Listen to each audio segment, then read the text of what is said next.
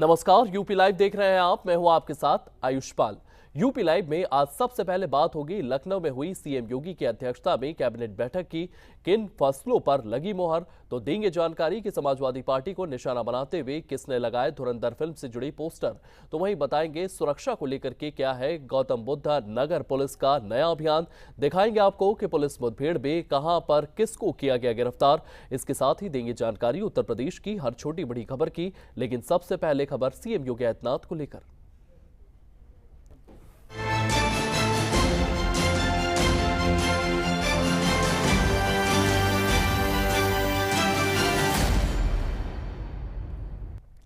मथुरा वृंदावन में श्री मलुक जयंती महोत्सव आयोजित किया गया है। श्री सीताराम निकुंज अष्टयाम लीला महोत्सव का आयोजन किया गया है। कार्यक्रम में पहुंचे हैं सीएम योगी आदित्यनाथ।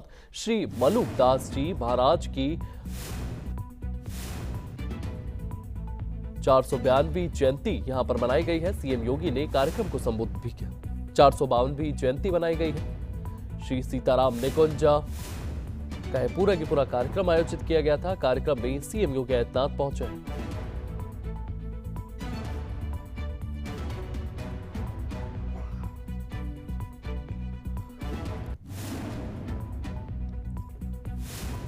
तो मथुरा वृंदावन में श्री मलुक जयंती महोत्सव का आयोजन किया गया है। श्री सीताराम निकुंज अष्टयाम लीला महोत्सव का यह आयोजन देखने को मिला है। कार्यक्रम में पहुंचे हैं सीएम योगी आदित्यनाथ। श्री मलुकदास जी की महाराज की जयंती यहां पर मनाई गई। चार मुगल बादशाहों का कालखंड जगत गुरु मुलकदास जी महाराज ने देखा। अकबर का भी देखा,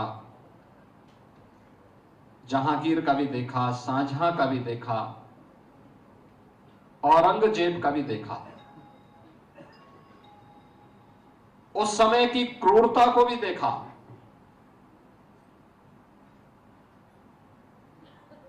भारत के संतों की दिव्य परंपरा है जो कभी भी किसी भी विधर्मी के सामने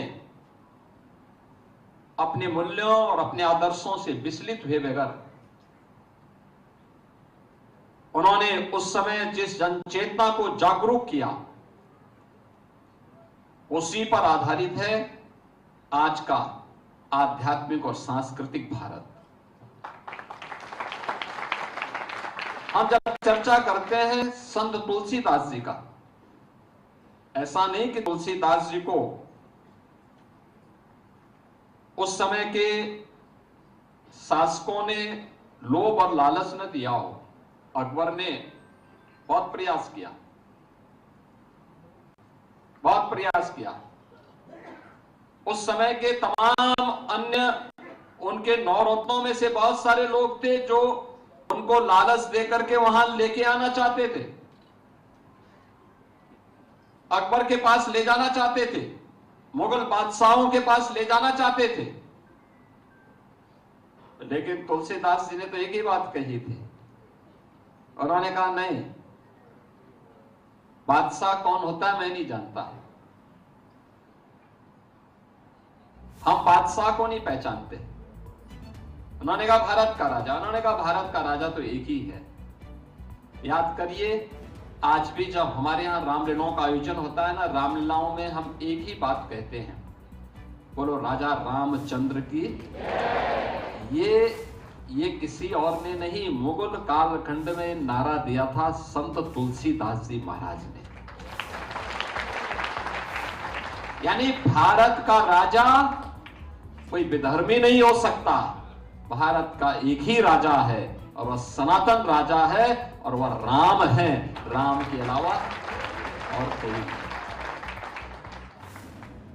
बेझिझक उनको कोई जागीर नहीं चाहिए। जो ये कहते हैं तुलसीदास जी एक गरीब ब्राह्मण थे, नहीं, इससे बड़ा धनी कौन जो उस समय सबसे बड़े बादशाह के प्रस्ताव को ठुकरा करके कहता हो कि नहीं, मैं बादशाह को नहीं जानता, मैं तो एक ही राजा को जानता हूं और वह भारत का राजा है, सनातन राजा है, और वह राम है। और रामलीलाओं के आयोजन के माध्यम से उन्होंने भारत के अंदर जिस जनचेतना को जागरूक किया था। वहीं लखनऊ सीएम योगी आदित्यनाथ की अध्यक्षता में कैबिनेट बैठक हुई है। 22 अहम प्रस्ताव कैबिनेट बैठक में मंजूर किए गए हैं। परिवहन विभाग के 3 प्रस्तावों को मंजूरी मिली है। पीपीपी मॉडल पर रोडवेज बस स्टैंड का प्रस्ताव पास हुआ है। शिक्षा मित्रों का मानदेय 10,000 से 18,000 किया गया।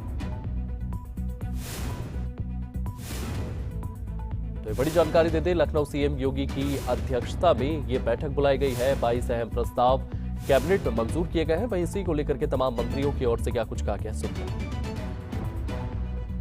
जनपद शाहजहांपुर में लिप्पो लेक भिंड मार्ग, ये स्टेट हाईवे है 29, ये चैनल्स 468.75 से चैनल्स 497.05 तक मार्ग का वाइडनिंग और स्ट्रेंथनिंग का कार्य 28 किलोमीटर 300 मीटर की रिवाइज स्वीकृति जो है आज दी गई है। इसमें 266 करोड़ 70,09,000 रुपए। अंशकालिक अनुदेशक और समस्त शिक्षकों और शिक्षा मित्रों का जो मानदेय है बढ़ाने की घोषणा की गई थी, आज कैबिनेट के सामने इस प्रस्ताव को प्रस्तुत किया गया। शिक्षा मित्रों के लिए जो उनका मानदेय 2017 में बढ़ा करके 10,000 किया गया था हमारी सरकार के द्वारा 3,500 रुपए से, उसको अब 2026 में बढ़ा करके 10,000 से 18,000 रुपए करने का प्रस्ताव हमारी कैबिनेट के सामने प्रस्तुत किया गया था, जिस पर कैबिनेट की अनुमति हम सब लोगों को मिली है। उच्च प्राथमिक विद्यालयों में अधिकतम 3 अंशकालिक अनुदेशकों की व्यवस्था करने का प्रावधान है और इन सभी विद्यालयों में 13,769 विद्यालयों में वर्तमान में 24,717 अंशकालिक अनुदेशक कार्यरत हैं। इनका वर्तमान में जो मानदेय था 2017 में जिसको बढ़ाया गया था 9,000 रुपए का था, इसको भी बढ़ा करके अब 17,000 रुपए का कर दिया गया है, जिसमें जो अतिरिक्त व्यवहार है वो प्रदेश सरकार के ऊपर 217.50 करोड़ का अतिरिक्त व्यवहार इसका प्रदेश सरकार के द्वारा वहन किया जाएगा।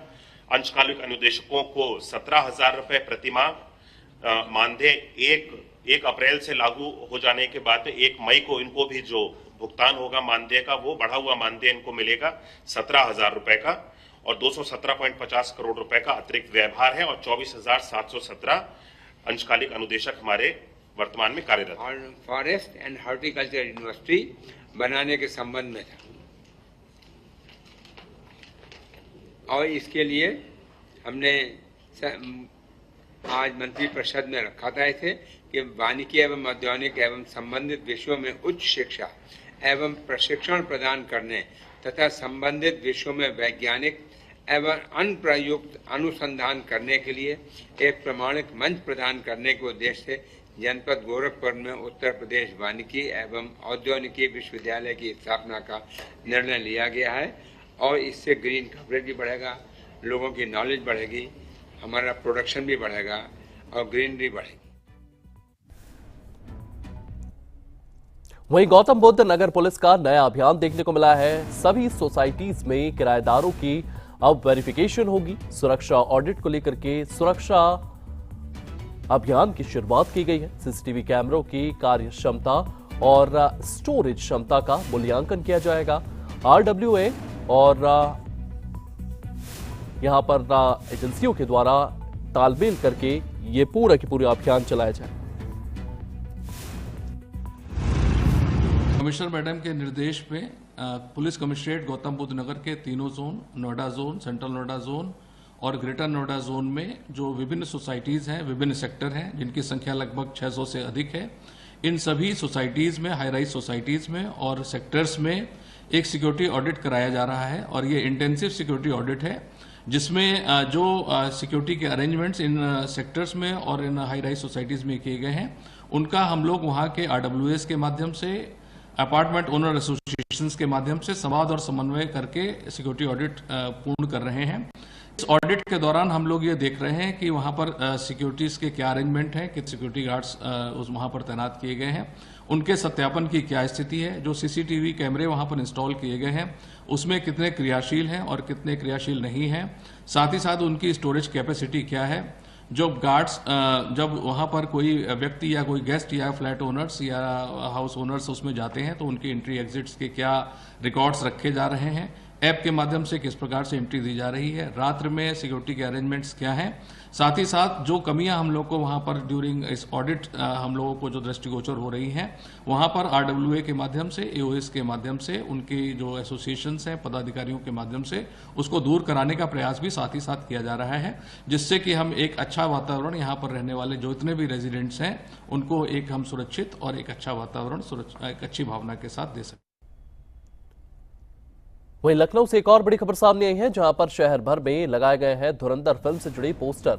समाजवादी पार्टी को निशाना बनाते हुए हैं लगाए गए हैं पोस्टर। माफियाओं पर कार्यवाही और उजागर करते हैं ये पोस्टर। आपको बता दें, सपा प्रमुख अखिलेश यादव की तस्वीर के साथ लिखा है लियारी राज, सीएम योगी की तस्वीर के साथ लिखा है धुरंधर।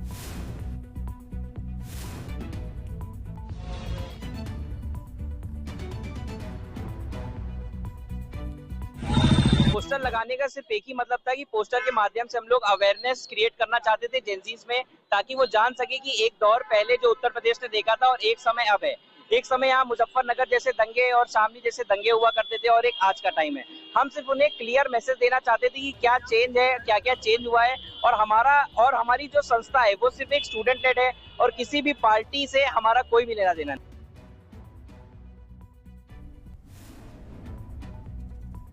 तो पोस्टर को लेकर के यूथ अगेंस्ट माफिया के महासचिव अभिनव तिवारी ने पोस्टर लगाने के पीछे के मकसद को बताया है कि इस पोस्टर का मकसद लोगों के बीच में उत्तर प्रदेश में आए बदलावों के बारे में जागरूकता पैदा करना था। इसमें मुजफ्फरनगर और शामली जैसी जगहों पर दंगों वाले बीते दौर की तुलना आज के समय से की गई है। इसी के साथ साथ अभिनव ने साफ कहा है कि उनका संगठन छात्रों द्वारा शुरू की गई एक पहल है और इसका किसी भी राजनीतिक दल से कोई संबंध नहीं है। वहीं अगर बात करें तो एक और बड़ी खबर इटावा से सामने आई है। इटावा पुलिस मुठभेड़ में लूट के 4 संदिग्ध गिरफ्तार किए गए हैं। बीते 28 मार्च को लालपुर में दंपत्ति से लूटी थी चेन।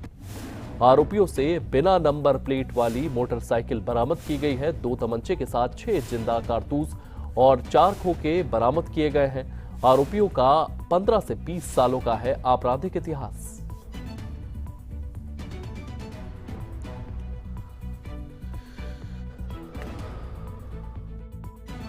28 मार्च को लवेदी थाना अंतर्गत एक छिनैती की घटना हुई थी, जिसमें बाइक सवार दंपति जा रहे थे।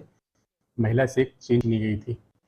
इसी प्रकरण में आज रात में जनपद सोजी सर्विलांस और रकीबर थाना की टीम के द्वारा बदमाशों से मुठभेड़ हुई है, जिसमें चेन छीनने वाले दोनों अभियुक्तों के पैर में गोली लगी हुई है। वो घायल है, उन्हें जिला अस्पताल भेजा गया है।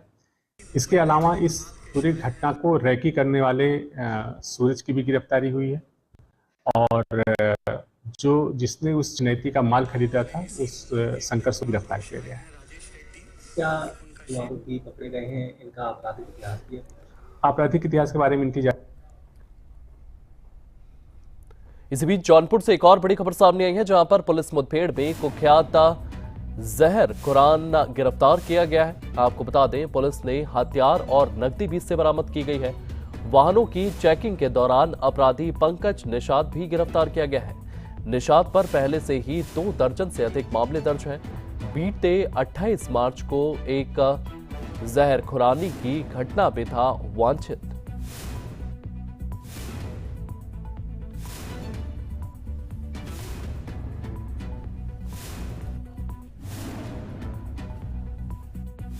एक जहर खुरान पंकज निषाद निवासी लेदोरा थाना अहिरोला जनपद आजमगढ़ को गिरफ्तार किया गया, जबकि इसके 3 अन्य साथी 2 मोटरसाइकिलों से भागने में सफल रहे। पंकज निषाद के ऊपर पूर्व से करीब 2 दर्जन मुकदमों से अधिक कायम है और इसके द्वारा 18 मार्च 2026 को कप्तानगंज आजमगढ़ से रोडवेज बस पकड़कर रोडवेज बस स्टेशन शाहगंज आई एक वृद्ध महिला के साथ भी जहरखुरानी की गई थी और उनके कीमती सामानों को चुरा लिया गया था, जिसमें कि थाना शाहगंज में अभियोग पंजीकृत था और जिसमें कि पंकज निषाद पहले से वांटेड था। आज पंकज निषाद के द्वारा पुलिस पार्टी पर गोली चलाई गई और जवाबी कार्रवाई में इसके पैर में गोली लगी, जिसे प्राथमिक उपचार हेतु CHC ले जाया गया, जहां प्राथमिक उपचार के बाद इसे जिला अस्पताल रवाना किया गया। अन्य समस्त विधिक कार्रवाई थाना शाहगंज से की जा रही है। आज मुठभेड़ के दौरान इसके पास से 9,000 रुपये व एक तमंचा व एक फायरशुदा कारतूस व एक अन्य जिंदा कारतूस बरामद हुआ है और सभी कार्रवाई थाना शाहगंज के द्वारा।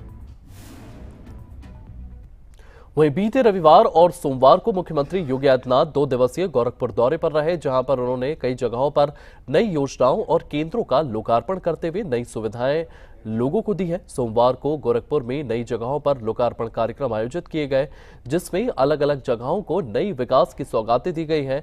जिस जगहों को मिला है, लगातार इन जगहों को सौगातें दी गई है, किस तरीके से यहाँ पर विकास कार्य किए जाते हैं, इसी को लेकर के ये रिपोर्ट देखिए।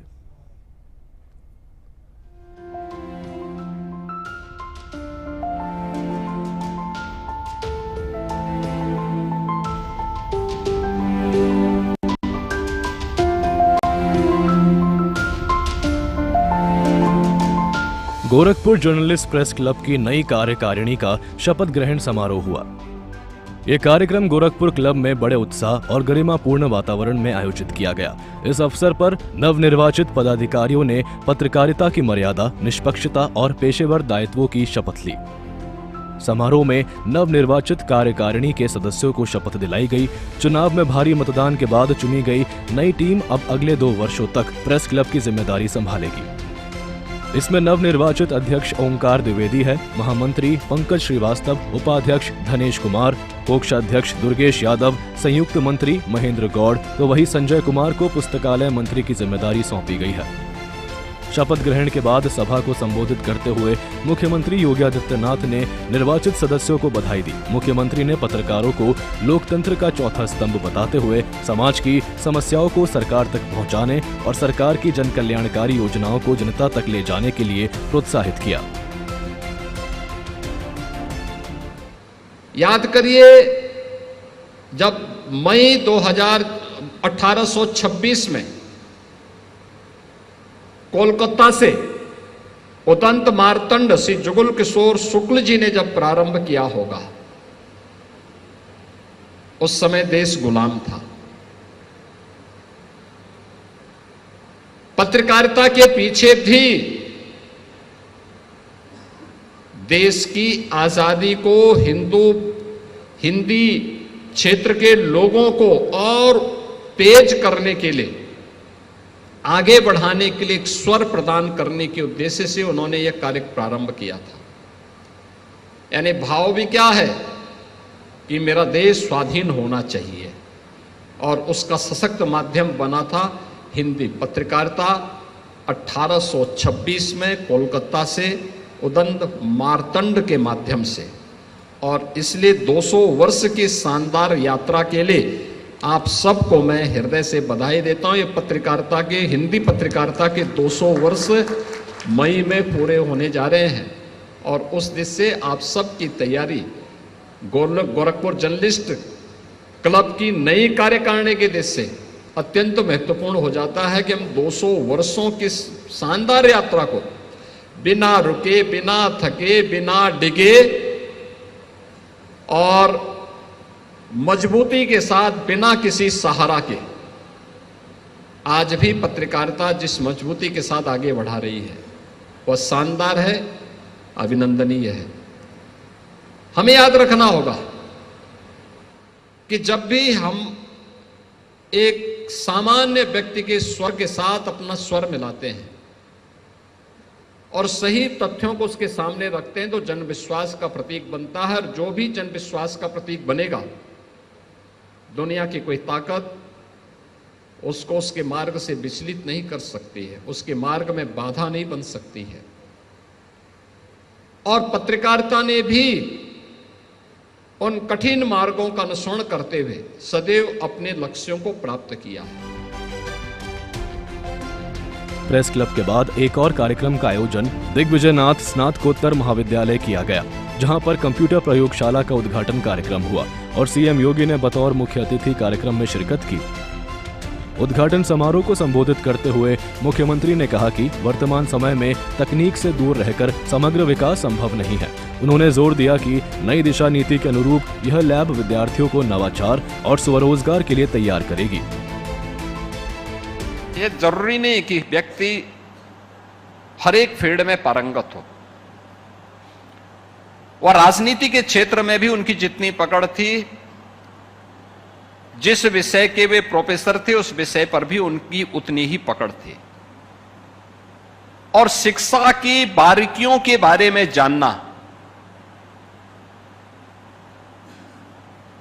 मुझे याद है गोरखपुर में एक लंबे समय तक सांसद के रूप में कार्य करते हुए मुझे यहां पे एक अवसर मिला, और अगर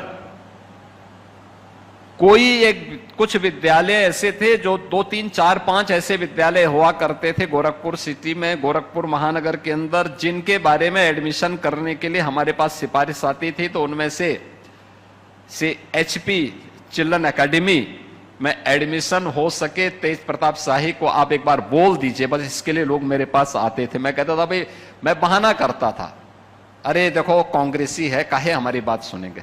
कहा रे साहब, वह केवल मंदिर की बात सुनेंगे, बाकी किसी की बात नहीं सुनेंगे, ये हम भी जानते हैं। यह मैं अक्सर इस बात को बोलता था, लेकिन एक लंबी लाइन, प्रवेश का समय जैसे प्रारंभ होता था और हमारे पास प्रवेश करवाने के लिए सिफारिशों का तांता प्रारंभ होता था, और उसमें HP चिल्ड्रन में होना है। शिक्षा की गुणवत्ता क्या होनी है, अच्छे लोगों को कैसे पकड़ के रखना है,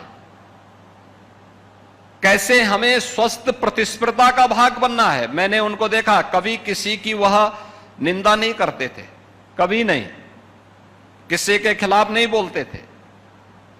लोग उनके खिलाफ बोलते थे, लेकिन वो किसी के खिलाफ नहीं बोलते थे। अपना कार्य पे मतलब और परिणाम देना, जहां लगा दो रिजल्ट देंगे, पूरी प्रतिबद्धता के साथ, पूरी ईमानदारी के साथ वे कार्य करते थे, लगे रहते थे और रिजल्ट देते थे। आज इसी का परिणाम है कि HP children academy ICSE board की एक ऐसा संस्थान के रूप में अपने आप को स्थापित किया है जो नए मानक गढ़ रहा है, और आज से अनन्य प्रताप शाही उसको मजबूती के साथ आगे बढ़ा रहे हैं। अपने पिता की इस विरासत को आगे बढ़ाने का काम उन्होंने मजबूती के साथ किया है। तो वही गोरखपुर के बाद जनपद आजमगढ़ में नवनिर्मित दुग्ध अभिशीतन केंद्र का शुभारंभ कार्यक्रम हुआ, जिसमें सीएम योगी ने बतौर मुख्य अतिथि शिरकत करते हुए इस प्लांट का लोकार्पण किया। ये केंद्र श्री बाबा गोरखनाथ कृपा दुग्ध उत्पादक संस्था गोरखपुर के विस्तारीकरण परियोजना के तहत निर्मित किया गया है, जिसका मुख्य लक्ष्य ग्रामीण अर्थव्यवस्था को मजबूत करना, दुग्ध उत्पादन को बढ़ावा देना और विशेष रूप से मातृशक्ति को आर्थिक रूप से सशक्त बनाना है। इसके माध्यम से स्थानीय महिला दुग्ध उत्पादकों को उनके दूध का उचित मूल्य मिल सकेगा। ब्यूरो रिपोर्ट, सूर्य समाचार।